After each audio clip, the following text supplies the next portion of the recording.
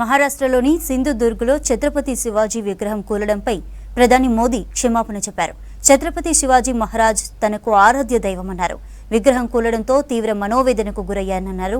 శివాజీని భారతమాత ముద్దు బిడ్డగా అభివర్ణించారు. పాల్ఘర్ జిల్లాలో పర్యటించిన ప్రధాని అక్కడి నుంచి వధ్వాన్ పోర్టును వర్చువల్ గా ప్రారంభించారు. 76,000 కోట్ల రూపాయలతో అత్యాధునిక టెక్నాలజీతో పోర్టు నిర్మిస్తున్నట్లుగా చెప్పారు. దేశ అభివృద్ధిలో మహారాష్ట్ర ప్రజలది కీలక పాత్ర అన్నారు. అలాగే 1560 కోట్ల విలువైన విషరీస్ ప్రాజెక్టులకు శంకుస్థాపన చేశారు. అలాగే ఏపీలోని నెల్లూరు జిల్లా జువ్వలదిన్నె ఫిషింగ్ హార్బర్ ను వర్చువల్ గా ప్రారంభించారు ప్రధాని Modi. Initiatives, we are building a future to a stronger, more prosperous. Bharatiya Janata party ने मुझे प्रधानमंत्री पद के उम्मीदवार के रूप में निश्चित किया तो मैंने सबसे पहला काम किया था रायगढ़ के किले पर जाकर के छत्रपति शिवाजी महाराज की समाधि के सामने बैठ करके प्रार्थना की थी। एक भक्त अपने आराध्य देव को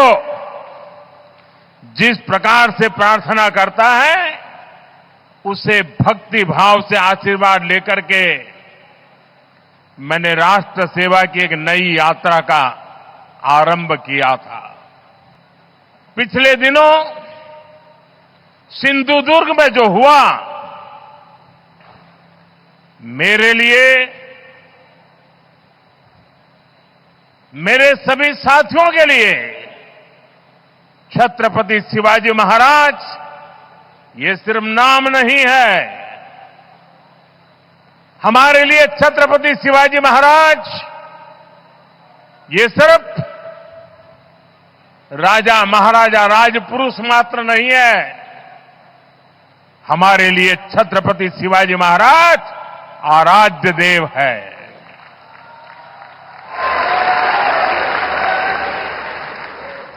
और मैं आज सर झुका करके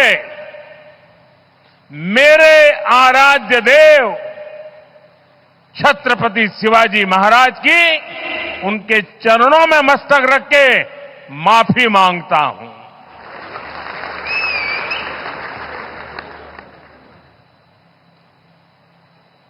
हमारे संस्कार अलग है। हम वो लोग नहीं हैं जो आए दिन भारत मां के महान सपूत इसी धरती के लाल वीर सावरकर को अनाप शनाप गालियां देते रहते हैं, अपमानित करते रहते हैं,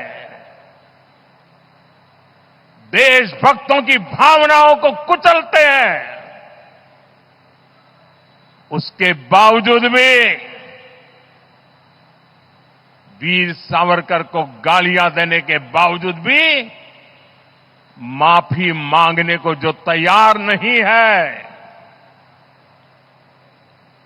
अदालतों में जाकर के लड़ाई लड़ने को तैयार है, इतने बड़े महान सपूत का अपमान करके जिनको पश्चाताप नहीं होता है, महाराष्ट्र की जनता उनके संस्कार को अब जान ले।